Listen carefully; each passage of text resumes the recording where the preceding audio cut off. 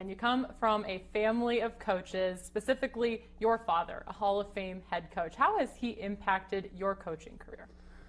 You know, in every way, I think just playing for my father kind of shows the impact of that playing for or being taught by a great coach or teacher can have on your life. You know, he just taught us the kind of like the hard skills that you need to be successful in life, the work ethic, the attention to detail, the commitment level, the competitiveness that it takes to be successful in any endeavor.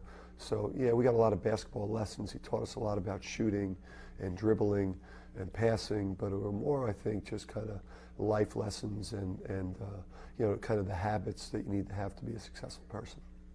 Are there any parts of the Bob Hurley style that are recognizable in the way that you run your program? Yeah, I would say, hopefully putting the heart into our job, the caring about our players, was the first thing that I learned from my father. You can't coach them and get the best out of them unless there's a relationship there, unless it's true love. So that's probably like the first and most important thing. And then I think on the court you see probably the defensive style. He's known as a great man defensive coach, and we try to implement the same philosophy at the defensive end. And then us Hurleys, we have this fire and passion that also comes out on game night. Obviously, your father, Bob, known for his time at St. Anthony's. How did your time there impact you as a person? It was my first year out of college. I met my wife my last year, Andrea, at Seton Hall, and I always felt like I knew the game better than I could play it. So I got done, and it was either go overseas and play or start my coaching career. And I got a chance to really do a one-year internship at St. Anthony with my dad, and it was just a great chance to really get a better appreciation of the coaching side of things that you don't recognize as a player that go on in terms of the preparation and in terms of practice planning and taking a team through a long season. So that one-year apprenticeship paid huge dividends as I headed to college. Last year, you were sitting with your team at URI watching the NCAA selection show, and you had a really unique and interesting moment watching your brother Bobby and his team get selected. In that moment, how proud were you? So proud. Bob's been always like a hero of mine, a mentor, a best friend. So to know what goes into the job, the highs and lows that you experienced during the season, the incredible highs that they had in the non-conference schedule where they were one of the hottest teams in the country, and then struggling at times through their conference season, and then getting what they finally deserved on that Sunday. And there was so much chatter about whether they were going to get in or not get in the tournament.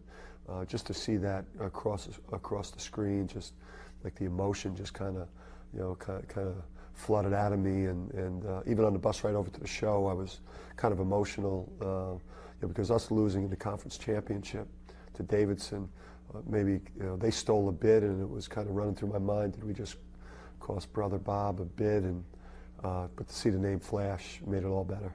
How much do each of the Hurley head coaches support one another in each of your endeavors? Yeah, I mean, we talk, I'd say if not every day, 5 days a week, 6 days a week in season. Off season, when it's not quite as stressful, when we don't need to lean on each other as much, it might be 2 or 3 times a week, but we're kind of each other's coaching tree. I came into the college ranks, from high school.